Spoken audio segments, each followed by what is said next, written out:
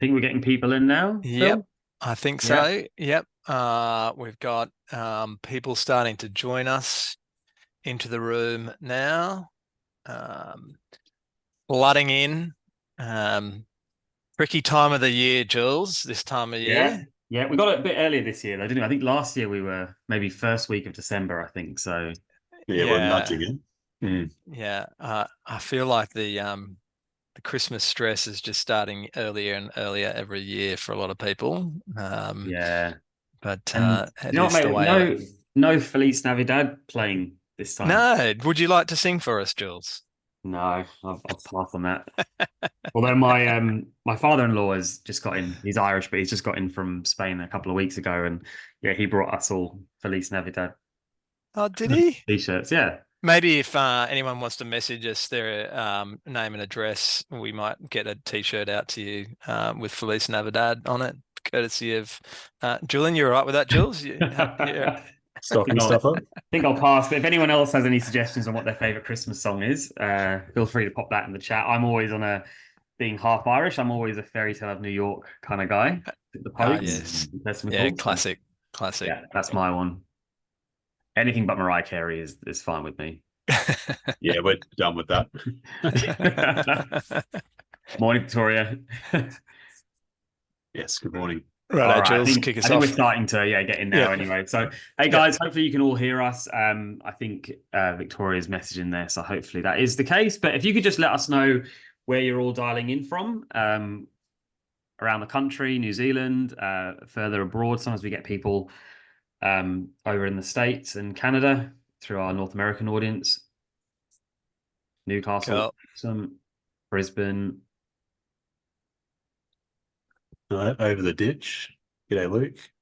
Yeah. Yeah, Sydney, And just Auckland. when you're doing chat, we're fine if you want to just message us on the side. We're also fine if you want to drop your response into the chat to everyone. Uh, yeah, Red is joining from the Philippines, working for a builder in Sydney. We see more and more of that happening these days. Mm. Wonderful, wonderful talent market in the Philippines. Yeah, it's kind of come out Uh, of nowhere, hasn't it? Like I feel like there was just a giant shift, maybe 7 or 8 years ago. mm, Was it mm. about then? Was it that? Yeah, I think it's been boiling for a while. I mean, the accounting industry in particular, our world has been, working with offshore talent for a long time now. Mm. The universities in the Philippines are so high quality, and all the big accounting firms are over there. I think KPMG, PwC, they all have thousands in their teams over there. So a lot of talent. But yeah, in the building space, a lot of roles, back office roles can now be filled Mm. through offshore. We have a little bit of a saying that if it can be done remotely, it can usually be done offshore. So it's worth Yeah, yeah, exploring. Yeah. Yeah, even starting to see a few builders go down the estimating route as well. Yeah. And getting sort of like offshore estimating and like even like a little bit of CA work in there too. It's interesting actually. yeah. I Mm, think even in mm. general, like even apart from outsourcing it to like a whole team over there, I think a lot more people are working abroad because of the way people can work remotely now. Mm. Mm. I think COVID kind of proved that. Like I've got friends that are doing a lot of their work living in Bali and stuff half the year. Um, so Good luck to yeah, them. yeah. Yeah, and I'm a bit of jealousy that my wife works in childcare. That's a bit hard to That's a bit of an up and move. in-person thing. We haven't gone down the Yeah, remote piece yeah, for childcare yet, thankfully. yeah, yeah. I don't think that would fly. Guys, if you're joining us, if you could just pop in to the chat, that'd be amazing about what you're looking to get out of today. Hopefully you do know you're joining a cash flow conversation. So if it's marketing 101, this might not be the session for you, but hopefully you've clicked the right link and everything, and you're here. If you could just add in what you're looking to get out, that'd be great before I start picking on you Mm. individually, because I will. I I think people want to nail cash flow. Uh, is my guess. Yeah, hope so. But maybe specifically on that. And obviously there's Christmas now, so maybe some of the invoices aren't, getting in. Some tools to get through the post. Crash. Mm, Yeah. Yeah, it's a funny thing with business owners and employees love it because they still get their wage, right? Most of them. Employers, like, no money in, bulk cash out. Yeah. Yeah, it's an important time to get on top of it. Yeah. It's a Yeah, bit of it's a double whammy, really. yeah, we see it at Buildxact where it is a slower time in terms of new people jumping on to some extent, but then we also get people that have free time, and if you've planned your time out well, it's a good time to kind of get some of those systems and processes, whether that's Cashflow or getting into using Buildxact or whatever. So we find that people actually start adopting the technology, maybe not necessarily in terms of the signups, but in terms of getting stuck into systems and things like that. We see a bit of an uptick. Mm. Yeah, that was always the hardest. Yeah, I mean that Yeah. like I'm from the UK. In the UK, we don't have as big of a sort of a break that a lot of people go through. But over here, the big shock when I came over here was that, it's kind of crazy up until Christmas if you're in the building construction industry. Most other industries start, unless you're in retail, start quieting down a bit earlier, and then it's just like 6 weeks. Yeah. Really, really strange for me to come in and experience that. So yeah, how to manage it closer, dealing with the drop in Christmas and then into Feb, strategies. Yeah, awesome. Brilliant. I think we've got enough there that we can. I mean, Dan, you're going to be doing a lot of the driving here, and I'll just be a little fly on the wall and jumping in because I'm not the accountant, and that's a you job. Delegated. Thank you, mate. But guys, feel Right. free at any point in time to jump in with questions. We want to keep that going. And if Dan's obviously got his things that he's going to go through, but if we can direct Dan in certain ways that you guys really want to hear, and directions, then let's do that. Sweet as, let's get going. All right. Danny, if we can roll out to the next slide. So yeah, as Jules said, we're going to be going through causes of cash flow crunch to begin with today. And Dan will be talking a little bit about how cash is really just a symptom of what might be going on further upstream in your business. We've got a specific cash flow tool that Dan's going to walk through for us. So, if you are wanting a lot more visibility in terms of when everything's in and out, from a cash flow perspective, we're going to walk through that tool. That will be available along with this video after the session today. So we'll be sending that out. We're then going through the top 8 solutions for fixing upstream issues. Is it 8, Dan? I think it ended up being 5. We whittled it down to, but So we'll chuck in a few freebies. That's yeah, okay. A couple of bonus tips there. And we're also going to be dealing with or putting forward some suggestions for people who are in a cash flow crisis. So some people are having struggle with visibility. Other people it is existential. They need more cash in the business right now, or they're going to fall over. So we'll be going through some pretty sharp tactical stuff there for people in a cash flow crisis. We've got a few polls along the way to make sure this is a bit more interactive. So we'll do that. And as I said, we're going to be sending out the recording from today afterwards, along with the tool that Dan's going to go through and some other things that we've done previously for you to use to fix some of the upstream issues. Please drop in your questions as we go. If there's anything that you want to ask, just drop it into the chat, and then we'll pick it up at the first opportunity that we can to answer it. Again, drop it in the chat for everyone if you're okay with that, and then they can benefit from that question as well. But if you are concerned about privacy or anything, please, we're fine for you to come straight to us and we'll answer it. There is no such thing as a silly question. We always say this because this is like a safe room. Everyone's okay to ask whatever question they want. It's the time to do that when you've got experts on the call like Dan and Jules. So really don't feel like there's a question that you've walked away not asking today. Just a quick thing on us. I'm sure some people already know about us, but if you don't, we have 3 core services that we offer at Xact. Our bookkeeping service, which is a really big overlap these days with Buildxact and those kind of platforms. It's all about system integration, cleaning up accounting workflows so that you spend less time mucking around with the books and you're producing reporting and data that you can make really good decisions on. That's what bookkeeping of today looks like. Compliance is our tax team. So that's all the things you would expect from a tax accountant, but we specialising in building and construction. So really making sure that if you're in the building and construction space, you're making the most out of all the legislation and regulations that you can from a tax perspective. And then finally, CFO advisory. I won't talk too much to CFO advisory because Dan is going to speak a little bit to that as part of what he's about. But really, this is about improving margins, profitability, all of the commercial accounting side of things. The next slide goes through this in a little bit more detail. So we kind of talk about the differences in accounting through this lens. So we've got two partners on the screen here. One's Dan and one's Josh. They're both in their mid-30s, young blokes they are, both university qualified, of course. One's a CPA, Danny, and one's a CA, Josh. They argue about which one of those is better all the time. They're both partners in a respected firm and they both love numbers. But there's of course, they're both good-looking roosters as well. But there's quite a difference in terms of what their purpose is all about. So just click one more through there, Dan. Their purpose, so Josh's purpose is all about helping people pay less tax. And we're all quite familiar in business having to have a tax accountant. You kind of have to have one. We're not as familiar with what we call a commercial accountant until you get to sort of 50 million plus, and then you've got an in-house accounting team and potentially an in-house CFO.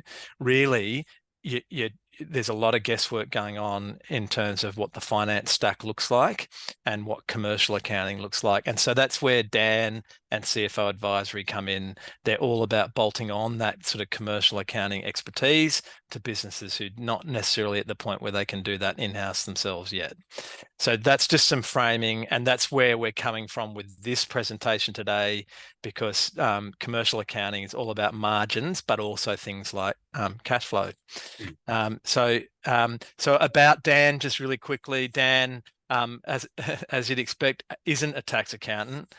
He's a commercial accountant. That means that we've talked him into working in a public practice accounting setting, usually, and his whole career has been working in business.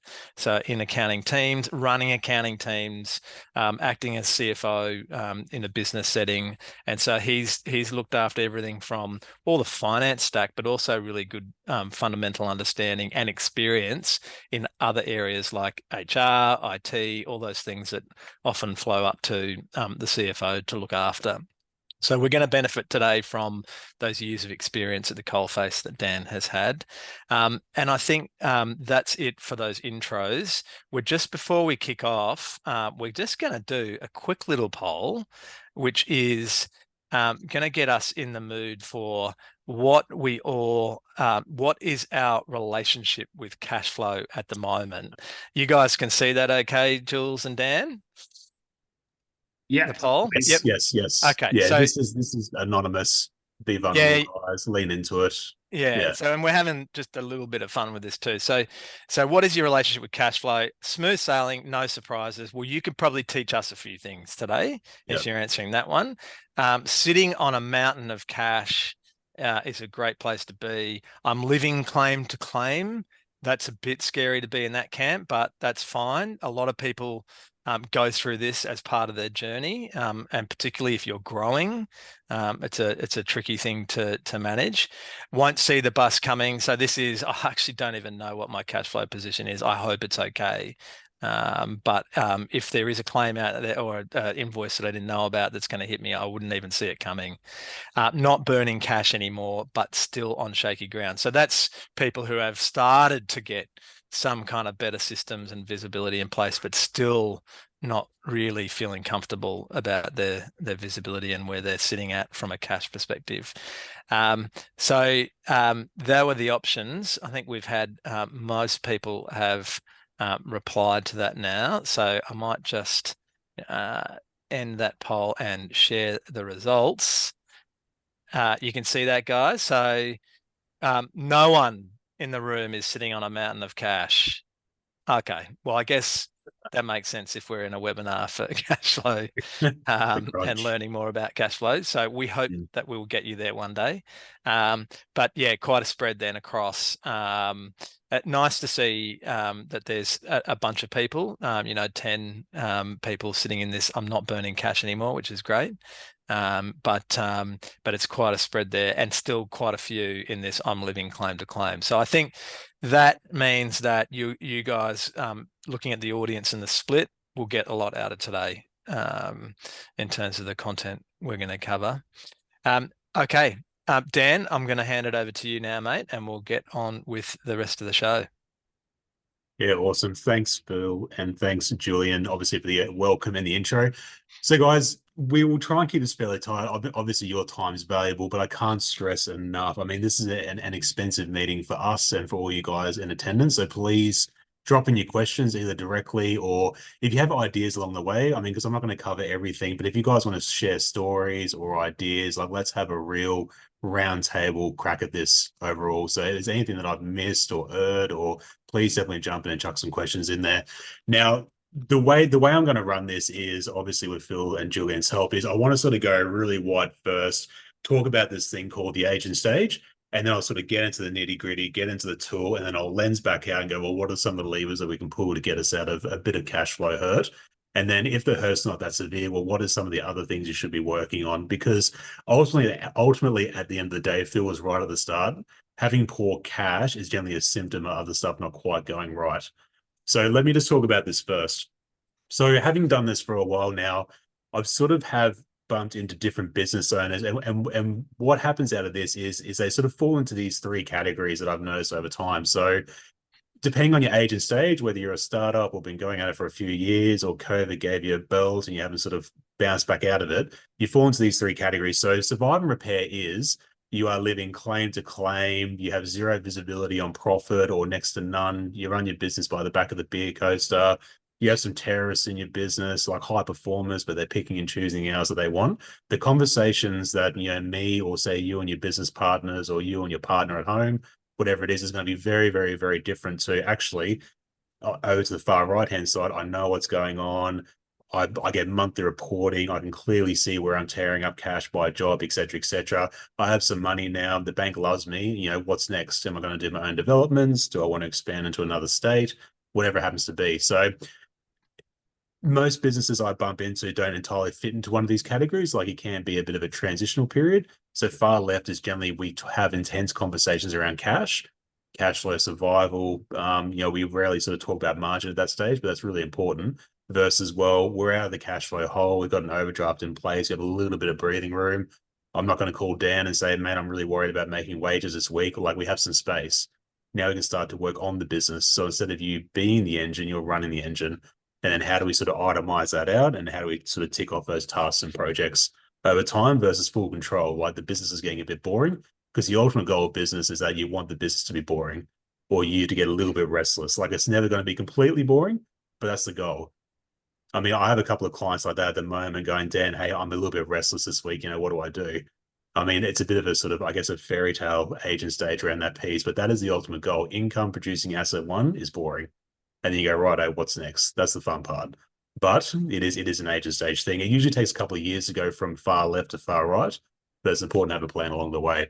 So this piece, when is you say important. Boring, Dan, you're sort of meaning predictable too, aren't you? Like, it might be a whole lot of fun actually, because we've got our cash flow sorted out, we've got margins sorted out, we've now got a lot of optionality in terms of what we can and want to do, but it's a predictable, repeatable machine that we've now got. Correct. I mean, when you own a business, you want to own an engine, and it's predictable. Like, the pistons are firing well. It's well lubricated. We know how much money we're going to make this month because we've got a really clean budget. If the target's to make 40 grand, we hit 38 grand, and you sort of stick the landing really cleanly. That's exactly what you want from business. So that's super, super, super important. So if we are here today talking about cash flow, and as Phil mentioned before, it's a symptom of something else going wrong. So if you have a pen, paper, on the computer, whatever it is, ultimately, if you micro measure profit, so gross profit, cash as a byproduct will generally work out 9 times out of 10. So minus a tsunami or a tornado or a bank falling over or something like that, if you are profitable at the core, cash as a byproduct works out. 9 times out of 10. That's the way it works. So this webinar today is going to be talking about cash flow and the symptoms and how do you sort of get yourselves out of a hole. But there'll be a whole piece at, at the end of the webinar here, they'll talk about like around budgeting and tech stack. And, Julian will weigh in heavily on that. But we're going to talk about cash flow today. So how do you know you're in cash flow hurt? Well, one is that you'll generally have no visibility on profit or very little. You're not doing work in progress to sort of pull revenue and profit into the one period and go, how much money are you making month by month? You might be running your business via your cash at bank scoreboard only. So you log into the bank account and go, oh, cash is looking a bit low. I've only got 100 grand there, but I know I've got 200K in creditors. Like that doesn't feel good. You might owe the ATO a bit of money. So commonly when businesses start to feel the cash flow pinch, they always use the ATO as a bank. I'm not going to pay that BAS, I'm not going to pay that IAS, whatever it happens to be. They're the pinches. Cash flow stress is a horrendous amount of stress too. So every business owner will go through it in one way or another. They just will. Whether it's a startup or you're in tech or building, every business owner goes through it. So you'll know pretty much in your gut whether you're in, I guess, a bit of a cash flow pinch. So the symptoms of it are is that you probably owe more money than what you have money coming in. So this piece is really important. So cash flow is a downstream symptom. So I don't want to get too buzzwordy on this, but when I talk downstream, it either means that, profit's not quite working, clients are being painful with claims, you might have a QA and a bank arrangement where you're trying to, lodge stage claims in there or cost plus claims and they're being painful around that. Usually there's upstream stuff that's failing, that's creating the cash pinch. I guess drawing a little bit of blood towards the end. So what I wanted to have here is here are 8 items at a really high level that if you get this piece right, it will solve a lot of downstream, I guess, issues, challenges, pain points. So, and Julian, you can jump in anywhere you like, mate. I mean, particularly maybe around like the estimating side, but it starts with estimating. Know your number, know your costs, know your margin. Yeah, like what I said before, it's all about systems and processes here, Dan. Like all these things here are just things that if you have a process and way of working it, it will help. Same way when it comes to estimating, if you're keeping up to date with supplier pricing, you're keeping up to date with how your own projects are performing in a previous job, where materials went up, is there added costs in other areas, have you mismanaged the labor cost, all that kind of stuff. All those things matter in terms of getting it done right. But then when you're managing the project, keeping on top of it as well. If you know something's gone bad, how do I make sure I can I can manage that through the project rather than waiting a month before I start realizing, before I start entering my bills in, all those kind of things. So yeah, estimating is obviously where we kind of sit a lot, but I kind of see it as a broader keeping on top of everything. Yeah, there's this whole thing. Yeah, thanks, Jules. I mean, there's this whole thing you'll sort of hear me. I mean, if you bumped into me in the past or seen me in webinars as well, I mean, it starts with defending that margin. So what I mean by that is getting your estimating right, getting your costs right, getting your RFQs out to suppliers right, locking in those prices, ensuring you don't have price creep in there as well, particularly around materials. Know your labor rates, so not just what you pay the guys in their hand, but all the on costs like superannuation and work cover and all those other little nasties. I mean, if you're big enough, you're fortunate enough to pay payroll tax. That's a fun little sneaky one that they tuck in. I mean, that can really cheat your margin pretty severely as well. So just getting the estimating right. And if you're not using a platform like Buildxact, there's a couple of others out there. But obviously, we like the guys over at Buildxact. If you're not using technology, get on top of it. Like it's a no-brainer. If you're still using spreadsheets or paper, it's crazy. Don't do it. Yeah, just use something, guys. Obviously I want to talk about Buildxact and make it, if you think someone else works better for you, just use that. I'd rather see you use someone else than just using Excel. Ultimately, what I try and do on these webinars and stuff is just giving you guys as much information to use software. And if that's us, then phenomenal. If it's not, look after your business, use something that's going to help you. Yeah, beautiful. I'll just run left to right because I'm pretty keen to get to the tools. So, challenging clients of bank. So obviously it's making sure they're well educated. These are the timing of the claims. This is how it works. Just being really transparent on that. If you're going down the path of heavily provisioning summing contracts as well, just keep the client well informed. There's nothing worse than getting to the end of a build and going, oh, surprise, here's 180K you didn't know about. So just keeping the client well informed there. I mean, because there's a lot of margin that's tied up in that final claim. Keeping your team accountable too. So hopefully you've got build construction contracts, or I guess build schedules for all your builds. Here's the start date. Here's the end date. Team, I don't care how this expands and contracts inside those 2 dates. but we know the gross profit, we know the revenue is coming in. These are the days that has to land in there. So obviously driving your team to keep them accountable. So I see it quite a few times when you do hire your first high-end performer, or I guess your A grader, how do you sort of drive them, keep them accountable just so they don't float around as well? And if you have got, I guess, average people or, B graders or C graders, my view is if they're not trainable or coachable, replace them. It's really simple. Suppliers, if you're not using purchase orders, I can't stress enough how important that is. It locks in pricing, timing. There's a tremendous amount of cash flow benefit that comes out of POs as well. Because if you're raising POs for, I guess, for a contract, you literally use the purchase orders to cash flow out what your project's going to do, what your business is going to do. Budgeting, so similar to the construction projects before, DIFOT, delivered in full and on time.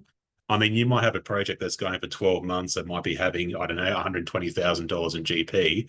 If that goes out by 4 or 5 months, it's still the same GP. Your overheads are generally going to be fixed, but you're going to have less profit to pay for those projects. That's another killer in business as well. Tech stack, so technology stack, like if you're not using like a Xero Buildxact or a Xero something else, get on top of it. MYOB's so, but Xero plugs into so many things. If you're a monster builder, probably use a large ERP, but technology is so cheap, so cheap. So Xero Buildxact Deputies, our preferred technology stack option. Deputies are time and attendance system to track and measure timesheets for chippies or trades or plumbers, like whoever's on the call here. So really important. So if you haven't written those down, definitely reach out. But get that tech stack right. It's so cheap nowadays. Like just get amongst it. Risk, so high level is, making sure your insurances are up to date, particularly workplace health and safety. Ideally, you're running, pretty safe job sites, but if someone hurts themselves, or hopefully the risk is this big, but the impact's that big. So just making sure that you're managing that risk. Risk isn't a large business buzzword. It's around insurances, WIMs, all that sort of stuff. So please make sure that's up to date and periodically review. And the final piece is, ideally in a large business, well, in large business where I'm from, the CEO, CFO, the management team, etc., get together monthly. They have a P&L, balance sheet, cash flow, and they know exactly what's going on in the business, good, bad, or ugly. If it's good, hey, we're hoping to make 50 grand and we made 52, well, high fives and hugs, we get on with it. But I'd rather know about it sooner rather than later, rather than getting to the end of the project and go, geez, we only had $1 million to spend on this. You hit month 11, it's already at 1.1 and go, oh, I wonder where that's going to land. Like, that's not fun either. So the philosophy behind this is I want to know where the unders and overs by job are landing. And we'll talk about that in another webinar anyway, but I want to know, are you defending that margin? If we got $1 million to build this project and we're billing out 1.2 to the client, are we sticking to that $1 million cost profile? And I want to know about that monthly, not at the end of the project, because a clench and hope strategy won't work. Dan, just jumping in there, there's a question there from Nova saying that they manage cash flow by taking out GST, PAYG, super profit, etc., out of the working capital facility, leaving pure cash flow for overheads and bills. But what they don't have a strategy for is A, downturn. So obviously, back off of demand, and then B, warranty works. Do we have a strategy for these events to avoid diluting retained profits? Yeah, that's really, really, really good question. Great really question. Good question. Yeah. There's a couple of philosophical items out of that. So one is having a war chest. So what I mean by that is that you should ideally have between 3 and 6 months worth of overheads plus contractor wages sitting in your bank account as a bit of a war chest, but that takes time to build. Yeah. I mean, because over time, overheads can be pretty material. Sometimes that could be, 2 or 3 years worth of profits sitting as a war chest. The other way to sort of fund your business and to avoid shocks as well is either to fund it by debt or equity. So what I mean by that is, so retained profits are equity. So that means that the owners and shareholders have left previous year's profits in the business. They're building up the war chest, and then that there is a buffer to sort of absorb shocks and knocks, or someone hurt themselves and there's a payout, whatever it is, or warranty claims. The other option is to leverage in debt. So debt isn't scary. As long as you know your numbers, debt is just leverage. I mean, personally, I love leverage as long as you sort of know it and quantify it, but debt could be an overdraft. Hey, I know I've got bucket loads of profit coming in January, February, March, so I've got a really tight budget in place. It's just this little cash flow period here that's a bloody nightmare, and I need cash for X, Y, Z. Well, negotiate a temporary overdraft for a period. Or you could have invoice financing in place, whatever happens to be. Or you could have, I guess, personal money sitting off to the side in an offset account for a personal house you own. that's another equity leverage, but there's nothing to be scared of. I mean, most of my clients have overdrafts in place. A lot of them aren't tapped. Sometimes they are, but as long as they're profitable, who cares if we dip into it? Yeah, break glass in Break emergency kind glass. of facility. But yeah, obviously, having a strong balance sheet and having that war chest sitting there is a great place to be as well. Mm. Jules, also great to see that Buildxact is working on timesheets.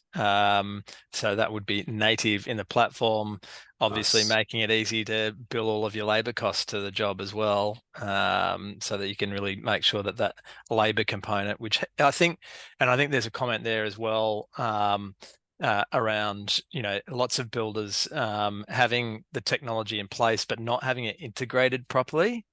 That's something we see a lot. And one of the things, we do a lot of work with people on is to help stitch it all together so that you're not, double entering information, that you've got this nice workflow with all the systems talking to each other. But, but one of the reasons we like Buildxact is their continued investment in the product, and looking at it from an accounting perspective as well, so that it can work the way we need it to work, from a reporting and data perspective. We're going to go into the tool in a sec. I've just got another one here, another poll. Jules, did you want to talk about the timesheets thing just while I launch this? Yeah, I don't have too much detail on it at the moment, but T-sheets are another big one, like Deputy. And then, yeah, developing it inside the app as well. So the idea that we want to try and do is give people that choice available. Obviously, having it in native in Buildxact is going to be a pretty big one for a lot of people that don't want to use other apps. So we get that as well. Like there's all these apps and stuff that do all this stuff, but sometimes for a lot of people that is a bit of a jump or a hurdle for them to, if you're not using anything, to go from using nothing to now using, hopefully most people are using the online accounting software, but doing that and then estimating job management software, timesheeting software, and so on and so forth. Some people are using CRMs and marketing platforms, do social media posts, all that kind of stuff. So yeah, we get it. So trying to build as much as we can inside the software where it makes sense. Yep. So this poll, we look forward to that, Jules. I think that's a great move in the right direction from Buildxact. So Cashflow self-diagnostic, what is your biggest upstream cause of cash flow issues? We've put down a bunch there for you to self-select into. There's a lot of reasons why at the end of the day cash can be a problem, and Dan's just gone through a bunch of them. So just out of interest, we're all keen to sort of see and for you to have a think about what are those things that are causing you problems at the end of the day from a cash perspective. Still people answering away there. We've got a lot of option for people to read, Dan. Just a bit wide net, right? Yeah, well, it's usually no one issue, is it? Like, I think often when we see people who are really on fire, it's a bit of a perfect storm of things that need to be sorted out. But I think we're well enough into that now, so I might just end that poll. So, and I'll share those results.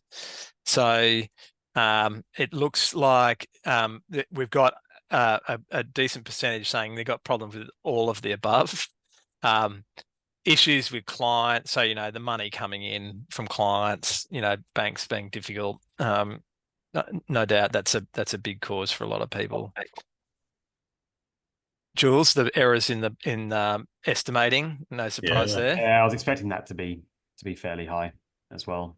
It's just we see people using, even if they're using Buildxact, it's kind of getting that process organized to be able to make sure you're not missing out on anything, and that's just making your estimating process more detailed over time.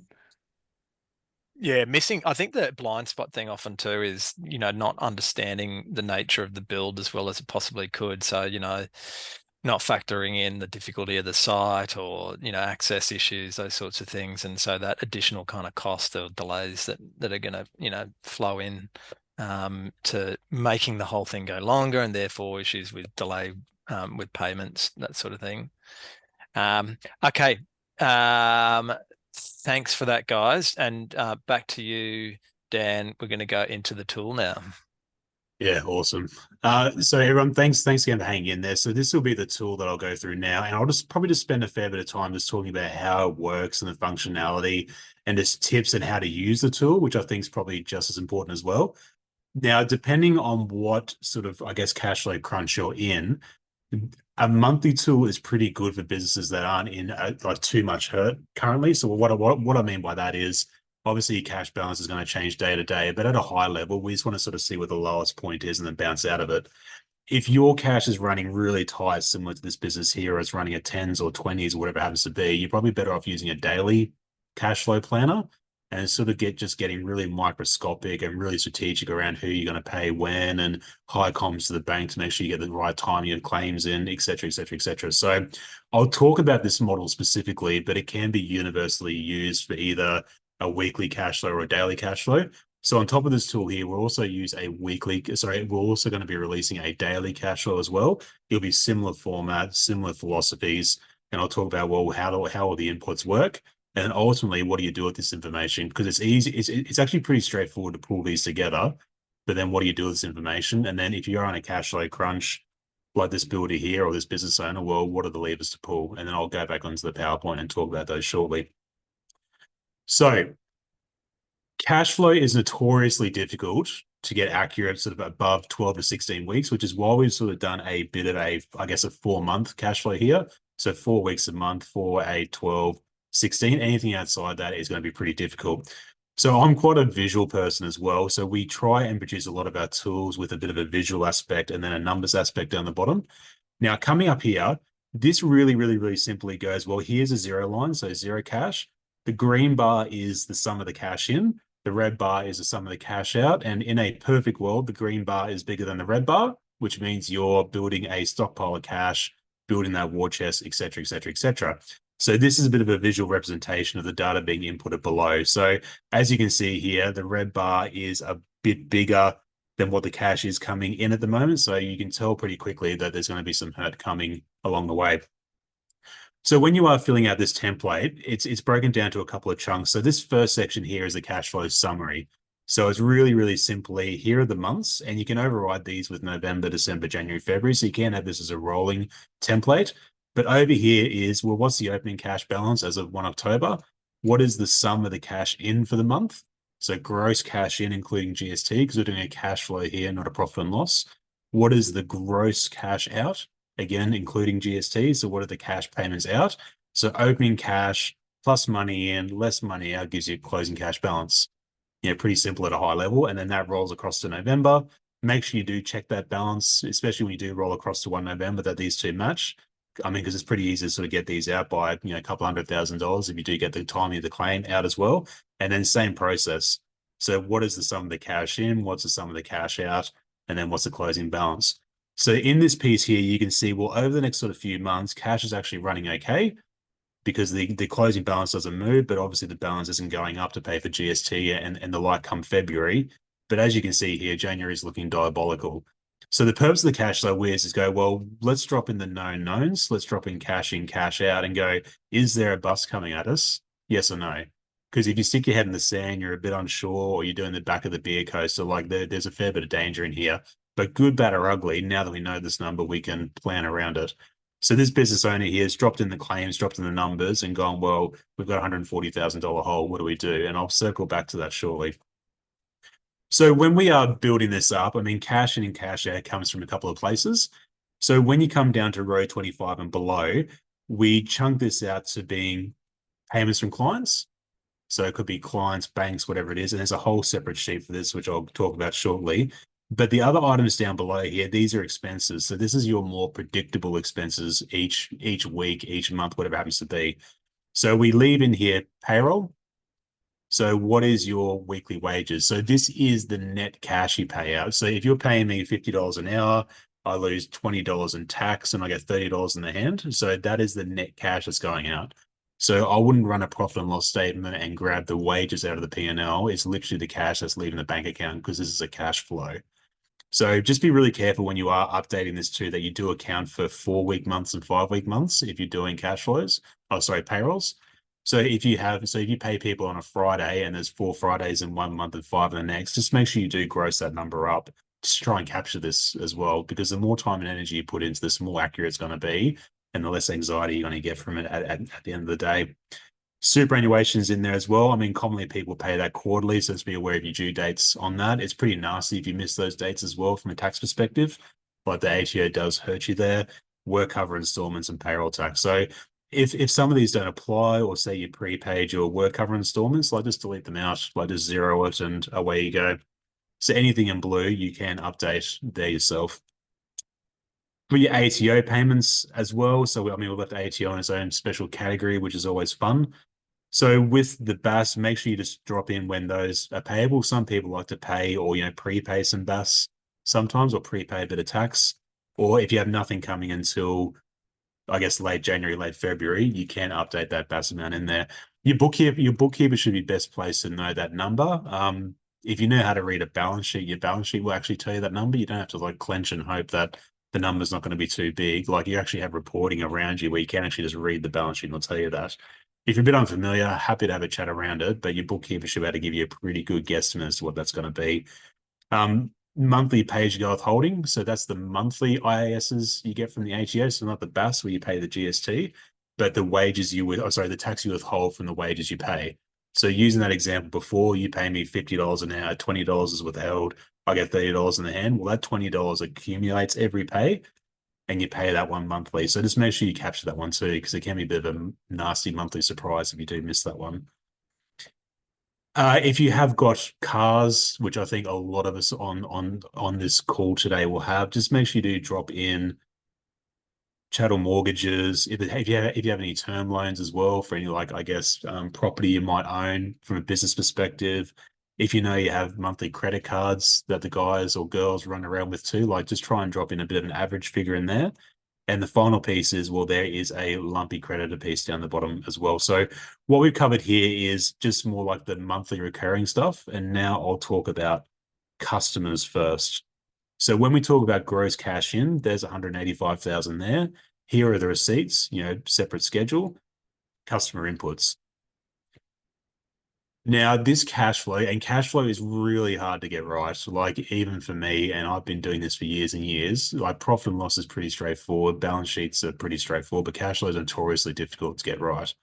So how I'd recommend doing this is breaking this up into two areas. So one are your major projects on the go, and the second bit is anything ad hoc that's on the go. So with the project cash payments, like, look at your build schedules, look at your claim schedules, jump into Buildxact, try and work out the dates and times that your claim's going to go out, pick up variations, provisional sums, PCs, whatever it happens to be. And I would jot down the individual projects line by line and then cash flow those out. And just a reminder, we want these numbers including GST because it's a cash impact. So throughout the report as well, I mean, we have got like little notes and sheet items in there, but when you do update this, it could be 123 Fake Street, and just drop in whatever you think the claim is going to be over to the right-hand side in the blue cells. So don't worry about breaking this report. I mean, hopefully it's relatively straightforward. Anything in Origin you can update, and then anything here you can update as well. So just zero this stuff out and have a crack at it yourself. I usually find builders are really, really, really, really good at cash in, because obviously they're big lumpy claims, etc.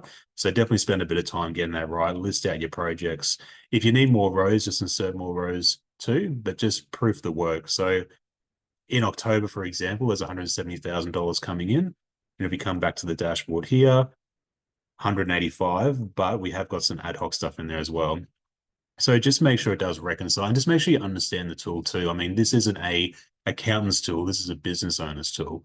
So, I mean, we can do some pretty heavy duty cash flow items in the background, but you guys being business owners or major stakeholders, ideally should be across these numbers as well, and like how a basic cash flow works. So with the second part here, ad hoc cash payments, if you get apprentice rebates, or you might get some steel rebates if you consume a high amount of steel and I guess dispose of it, whatever it happens to be, do make sure you put down the ad hoc payments in there as well. I mean, what I sort of see with builders too is that they can get a little bit desensitized to the volume of cash that's coming in and out. And sometimes 10 or 15 or 20 grand there can help a fair bit. I mean, if you are in a bit of cash flow hurt here, and say you've got a car that's sitting around gathering dust that you could sell for 30, 40, 50 grand, get on the market and drop it in here. So drop in your $40,000 or whatever it happens to be, put down the vehicle, whatever it happens to be, and get a little bit creative with this stuff. Or you might have some tuck-in work you could drop in here that's not quite part of your core. It might be in and out in 2 or 3 weeks, but just really give this some energy and effort, because obviously the more you put into this, I guess the more visibility you get out, and then that's going to change whether you have a good Christmas or not. So that's cash in. So work on the projects, drop in the ad hoc items, write something descriptive in there so you know what it is, and then obviously follow that through, make sure it reconciles to the front, which I'm sure it does, but that's the easy bit. Coming to the hard bit. So similar to debtors, or I guess cash in, or I guess client claims in, or bank claims in, we have creditors or accounts payable, same thing. So what I would do here is I would probably actually start with the overhead section there, and I would pick up anything that's sitting in your overheads or anything recurring, or say you've got hire purchases, or say you run a fleet of toilets that you've maintained yourself, and you've got 20 of them around. We want to try and just drop in the repetitive stuff into this item down the bottom here, but which doesn't form part of this. So for example, we know rent's going to come every month or every week, every fortnight, whatever the schedule is, jot it in. We know what your phone plans are going to be. It's usually the same number, same month, et cetera, et cetera, et cetera. Drop those in. If you know you've got some major repairs and maintenance, or you've got a hook lift bin that comes from Cleanaway that you get sort of done every month, really drop those in. Accounting, legal fees, drop those in. Don't shy away from this process. Really, really, really try and get this right overall. Phil, if you're there, mate, I can see the chat's filling up with a few bits. Like, bump into me if there's anything I need to slow down with at all. Thanks, Yeah, mate. I just thought we might just peel on through this tool, and then we can come back to the questions at the end. Yeah. Okay. So spend a fair bit of time here, guys, particularly getting this stuff right, because this is the harder one to get right. Now, a large word of caution. If you think about a standard business, and I'll just gloss over this philosophy really quickly. I mean, most of you guys and girls on here should be running about 20% margin business-ish. Really, really, really, really rough. So what that means is that for every dollar you spend on revenue, you keep about 20 odd cents in gross profit. And then ideally your overhead should be running about 8 to 10%, which means for every dollar you generate, you keep 10 cents. So what I'm trying to do with that is that if I have 80 cents evaporating in COGS or direct costs, I would spend 10 hours here versus every hour there, because this bit's really easy to monitor and manage. I usually find builders manage overheads to within an inch of their life. What I want to know is, well, what's your build schedule saying? When do you have to pay for those bloody windows? Like, who's chewing you to get the cabinetry invoice paid? If you've got a subcontractor crew that's doing your carpentry, like, I want to know what those big fat lumpy entries are here. And then this is the cash side, not the accounts payable. Sorry, not the accounts payable ledger, but when are you planning on paying those people? So when you are populating this out, you can just do major creditors, or you can literally run an accounts payable, jot those in. But what I want to know is an invoice that you're getting tomorrow, when are you going to pay that? And an invoice at the end of the week, when are you going to pay that? So ideally, in a perfect world, you'll have build schedules that sit behind this.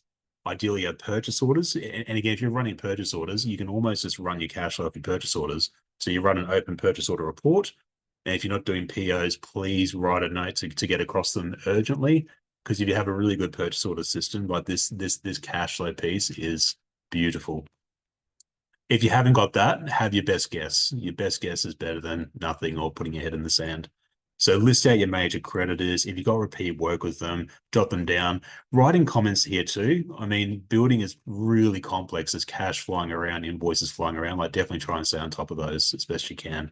Dan, we might just there was a question in there just around, and it's a very valid question, because we've got Julian here from Buildxact, and we're talking a lot about the tech stack.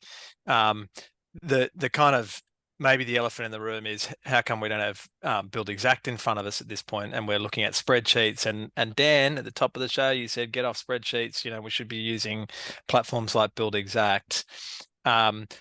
My understanding really is that we're looking at overhead expenses. We're looking at a whole of business reporting tool here, as opposed to Buildxact, which is obviously, if you're a builder and that's all you're doing, there will be a lot of important data tied up in Buildxact, and you can get a lot of visibility these days in Buildxact.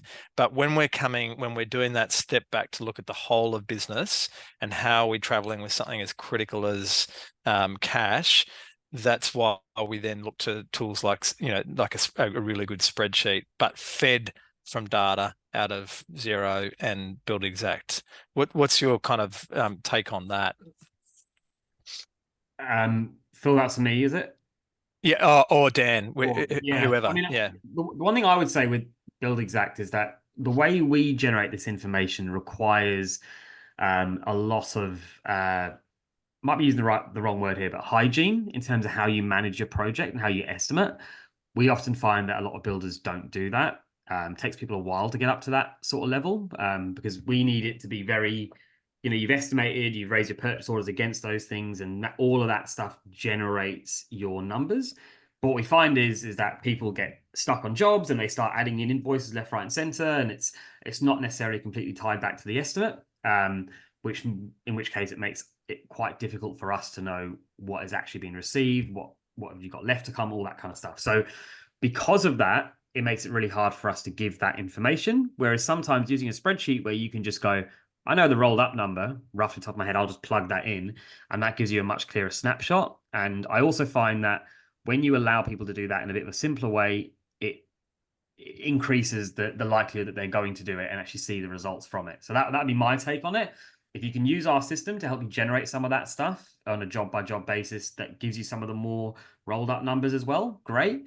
If you find it easier, which a lot of people do, just to jump into a spreadsheet and add it in, then yeah, go for that as well. So that's the kind of easy get. Like any visibility is better than no visibility kind of option, where you've got a pretty good handle on where things are at, but you really do want to get some better visibility in, and so you're going to pull those rolled up numbers into a spreadsheet. The other end of the spectrum is our data hygiene across Xero and across Buildxact is really good. So I'm matching all my invoices to the job, to the item, and I've got really good quality data in Buildxact.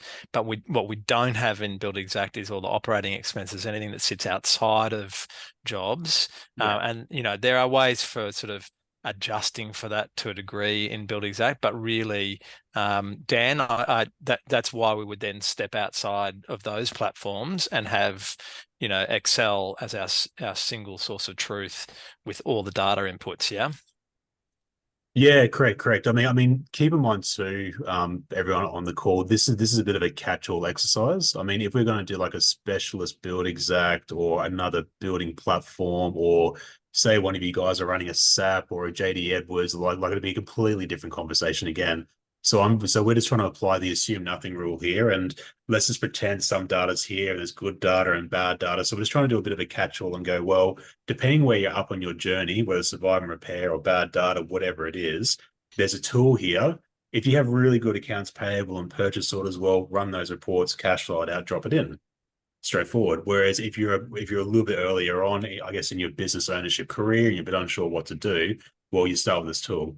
And there's a million ways to cut this, good data, bad data, wherever it happens to be, but definitely start with something as a philosophy here as well.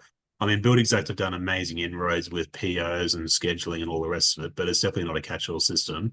Like you'd be paying $200-300 for one of those. And look, a lot of people on here don't need that. But if you have good data and good processes, this process here becomes really nice and easy. If you're not using Buildxact well, you're not using Xero well, you haven't got margins and overhead split, this process becomes challenging. But the philosophy here is to have something rather than nothing. We want to get visibility on this line here and go, Jesus, we've got some pain coming. What do we do? Which is the purpose of this webinar today, I think. Righto. We might get you to push on, Dan. We're coming up to the clock. Yeah, absolutely. So spend a bit of time entering the data here. Again, please just rewatch this, go play, pause. Basically anything in blue, fill out. There is an instruction sheet here as well of how to use it. But ultimately, the most important line here is this. So if this is nice, big black numbers, plenty of cash, well, go and enjoy your Christmas break. If you like this, well, what do you do? Because this here is obviously bad news, and we'll talk about what comes next now. So if you are in survive and repair and you've done your cash flow and you've cut it a million ways and you can't bring claims forward or anything like that, you go, Jesus, I'm going to run out of cash pretty soon. I'm glad I've done the process. So we've replaced gut feel and emotion with facts, evidence, and data. What are some of the levers that we can pull urgently and quickly? So what I've got here is just a bit of a word vomit from my side, but they're actions that we use all the time over here to CFO. And again, a lot of you guys on the call will have more than this too. So this is just to sort of sprinkle some ideas and get you thinking hard about the Christmas break coming. So is there an opportunity to pull customer claims forward? So for example, if you have a major milestone to get the stick frame up or windows in, let's just park profitability for the moment. How do you get those bloody windows in? So when the bank's QA comes out, they can see the windows in and they'll pay you that claim. Can we shuffle build schedules around to hit a milestone to get cash in? Not ideal from a profit perspective, but we're talking about, I guess, a crisis mode at the moment. With the scheduling, focus on higher margin activities. So either reaching a major milestone or getting demo done, or can you call other carpenters from another job to pull them across to here? Again, not ideal. Someone will be tripping them over, but can you reach a milestone quicker and more urgently? Overheads. Have you got any people that are surplus to your needs? Are you running your business with a 15% overhead base or a 20% overhead base, which is monstrous? You probably need to review it and cut it pretty quickly or work out how you're going to scale it. Suppliers and creditors, best to go on the front foot, the no surprise rule. Start negotiating with suppliers around, hey, I know we've got 28-day terms or 30-day terms. Can we please push to 45? Or I owe you 50 grand. Can I give you 10 grand now, but can I pay you 40 grand in 45 days time? Get creative. Don't ignore it. Don't ignore the phone, because that's when problems can really start. If you've got idle assets, sell them. If you've got a car there collecting dust, sell it. If you've got a trailer there that's not doing nothing, sell it. Like, this is crisis mode at the moment. ATO. Don't be afraid to lean on them as a bit of a bank, but obviously pick up the phone and talk to them. Hey, I can't make this BAS bill because of XYZ. Can I get on a payment plan, please? I mean, because a lot of money evaporates out of the business to the Australian Taxation Office. Small business restructure. There's a whole separate piece around that, but you can restructure some of your debt to get it crunched, and which will give you some more breathing space. Have you got personal equity in the house? You see your personal homes, if you're lucky enough to have one or two, talk to your broker, pull some money out of it. And then, yeah, again, break in case of emergency. Can you turn your wages off for a while? Is there any discretionary spending or personal spending you can cease? I'm not saying don't have fun, but again, we're just trying to build an emergency buffer here. Manage debt is hard. Like, if you have a claim that's sitting with the bank and they're going to pay on the 19th December, I'd almost call them daily. Where's it up to? What's coming? When's it in? Do you need anything? Yada, yada, yada, because the squeaky hinge gets the oil or the cash in this instance. And then repayment holidays. Don't be afraid to reach out to your bank and say, hey, can I have a pause on my mortgage for 3 months? So it could be cars, could be personal mortgage, whatever it is. So if you have a good relationship there, ask about it. And the final piece is, can you squeeze in any tuck-in work? So it could be a bit of landscaping, it could be a gazebo near a pool. Is there anything that's high margin, a bit of a cash injection to get the business going again? So get creative. And these are all things, I guess that ordinarily we wouldn't be looking at. Leveraging your personal equity, we'd be wanting to keep that separation. But if you're in real trouble, this is a bit of a checklist to work your way through, and it won't be just one of these things that we'd be looking at pulling the lever on. It would be trying to work our way through as many as we can, as safely as we can, to make sure that you've got some more runway to get through a difficult period. Yeah, absolutely. And these are crisis mode levers. Yeah, so it feels exactly right. We wouldn't say, tip in personal money, but if you know the business is good and you have a good budget and your cash flow is worked out and you know you're going to be cash flow positive in March, but you're in this hurt period, well, at least you know your numbers, you know where you're heading. I mean, we're just trying to find levers here to pull and wrench to keep the business moving. So depending on age and stage and how cash is going, if you guys aren't across this here, so upstream now, so the right technology, getting your estimating right, hardcore job costing, because job costing close enough isn't good enough. We've done webinars on this. It's all free. Overhead bloat. I mean, I know builders love talking about overhead, but if you want to go down that rabbit hole, we've actually done a webinar on, is overhead evil, or we call it an overhead bloat webinar.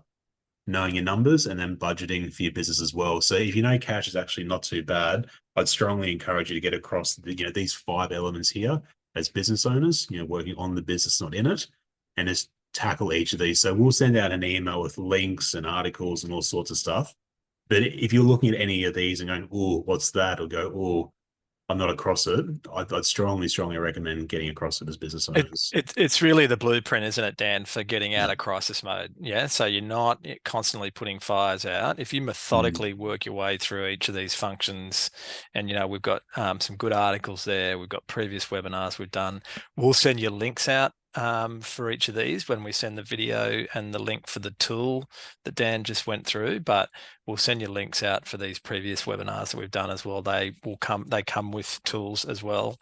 So, but this is really the kind of the blueprint for making sure that you don't have to come onto a cash flow webinar ever again. Yes. This is all the upstream stuff. If you get it right and have the right visibility, I mean, cash as a byproduct works out, in which case you look at your cash flow once every 6 months. Yeah. There's a question there around cost plus, Dan. Anything that you'd be doing differently in that tool and in your approach to managing cash when we're looking at it through a cost plus lens?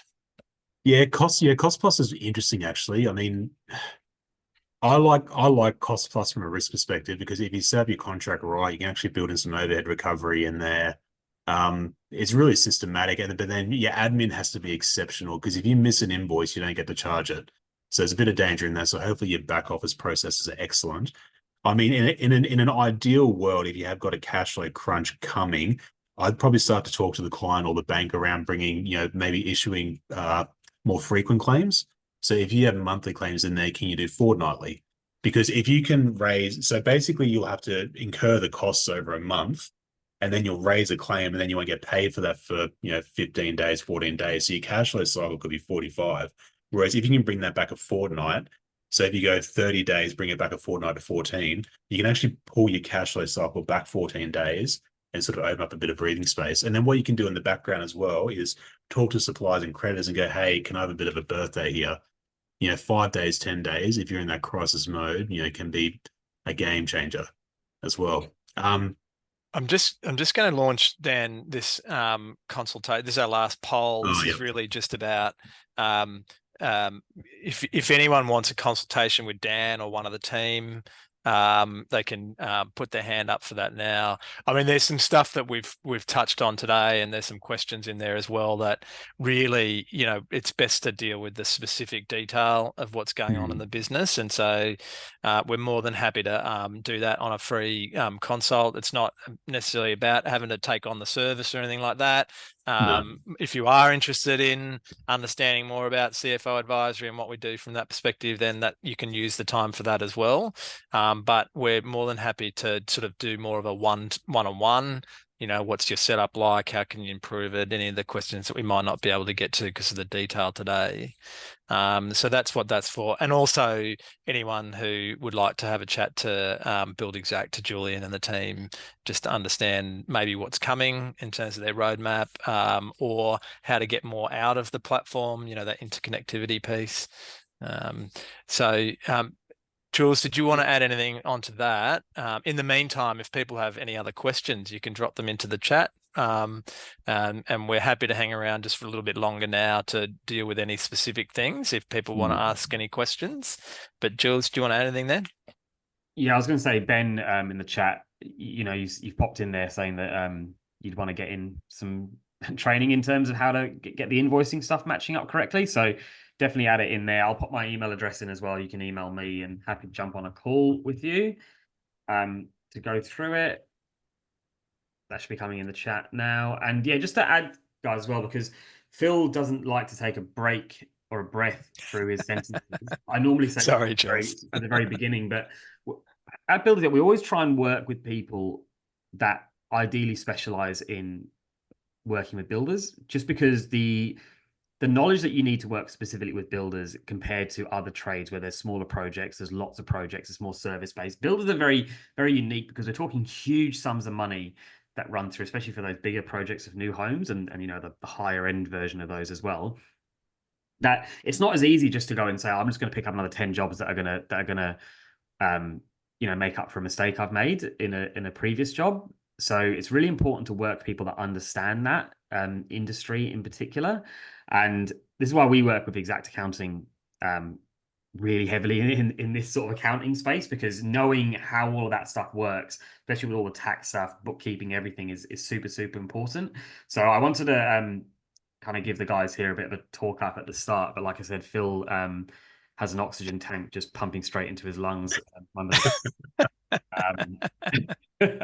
was sitting there waiting to try and get a word, and I was like, this guy doesn't breathe. What is going on?